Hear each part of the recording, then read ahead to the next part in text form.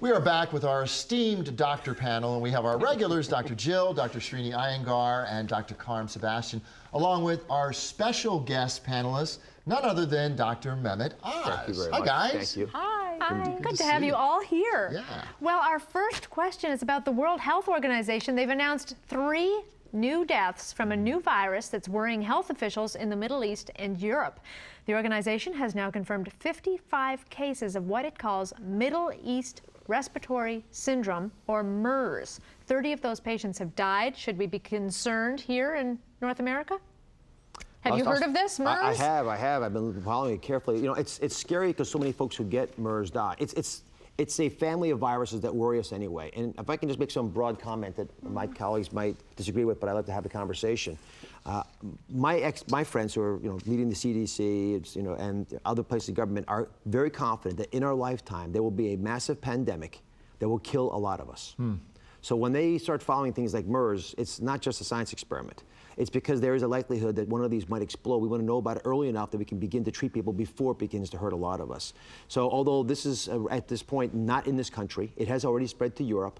It's a plane ride away from coming to this country. And when it does get here, we're going to want to know about it early on. Symptoms are, start off with a sore throat and upper respiratory stuff, and you get pneumonias a lot of times from it, which is a dangerous side effect. Carm, have you heard about this as an internist? Yes, I absolutely have. And I think the important thing is that it's very similar, the virus is very similar to the cold virus. It's a coronavirus. And I think we have to do what we do to prevent ourselves from getting the cold. So we're traveling a lot. Let's make sure we wash our hands. Let's make sure that, we're eating well and we're exercising and we're healthy to begin with. And we want to make sure that people don't confuse this with MRSA, which is a hospital, usually a hospital-related infection. Basically, that you're getting through. A lot of times in the hospitalizations, you'll pick up from being in the hospital from other people not washing their hands, but that hand washing is critical. It's really important to know that, hey, these 10 things can spread a lot of bad things. So you need to keep your hands washed, and if you are developing a cold or some type of infection, try to prevent it from spreading it by maybe wearing a mask or not traveling in a closed space with other people. And could this have anything to do with using antibiotics when we don't need them? No, it's not related to that. That's a whole separate big problem. Okay, all right. This is a virus that, again, they develop in other parts of the world first, so we get a little bit of a head start. But we need to track these carefully. All right, let's talk about some beauty do's and don'ts during pregnancy, because I know a lot of friends of mine have done these things and they shouldn't when they were pregnant.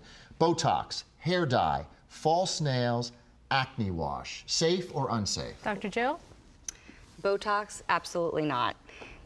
Hair dye, nails, I find it perfectly safe. Remember, in the first trimester, that's kind of when the baby's creating.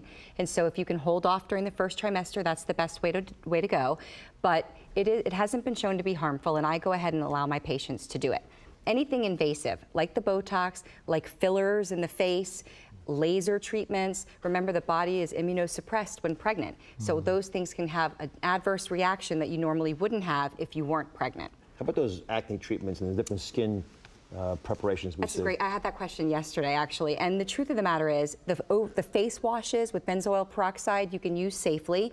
Make sure you use antibacterial soap like Dial, Ivory, the safe ones, and keep healthy habits. Those are perfectly safe. I wouldn't take the antibiotics, obviously, like the dermatologist prescribe, or any real strong medications, but the over-the-counter are very safe.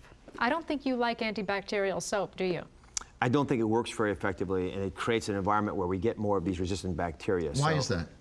Because they kill off all the bacteria, the good guy bacteria, but we've got more bacteria in our gut than there are cells in our body, so we're mostly not us. So you kill off all the good guys, they're there to protect you, whether on a surface counter or in your body, and the guys who survive these antibiotic soaps and other treatments of that nature are the bad bacteria that we don't have good treatments for then.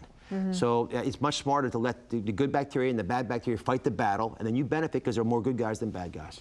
All right, let's move on to sunscreen. We've all heard about the benefits of vitamin D. Dr. Oz, I know you've had a gentleman on your show that said, don't use the sunscreen and go out there and soak up those rays.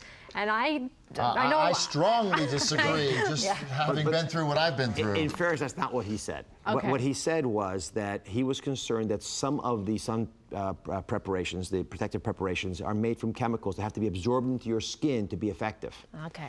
So he was worried that they may actually cause harm to you because one of the most absorptive surfaces of the body, the skin, will take these chemicals into your body, and you would never allow these things to be swallowed. But you never drink suntan lotion, yet you absorb a lot of the contents when it's put on your skin. So what he said, and I think he's got a point here, is use the suntan lotions that are barriers. The zinc and the titanium products, and they're the ones for everyone to know. They cause a little bit of a white covering on your skin. In the old days, they weren't popular because of that, but the newer types of these protective sunscreens, they're made so well, they crush these little rocks up, the zinc and titanium so finely, they don't leave a white blemish on your skin, so they work for people of all skin colors. And all the doctors are nodding. Yeah, but real quick, Dr. Carm, wearing sunscreen all the time keeps she young? Absolutely. It was a great study. And you want to put it on copious amounts. You want to cover all of your exposed body parts, and you want to reapply it if you sweat or if you go swimming. Yeah. And believe me, you know, we really need to do that if we want to look our best. Well, you're 75 and you look amazing. I use it all the time. No, I'm just teasing. We're going to take a short break, and then we're going to be right back with more from our doctors right after this.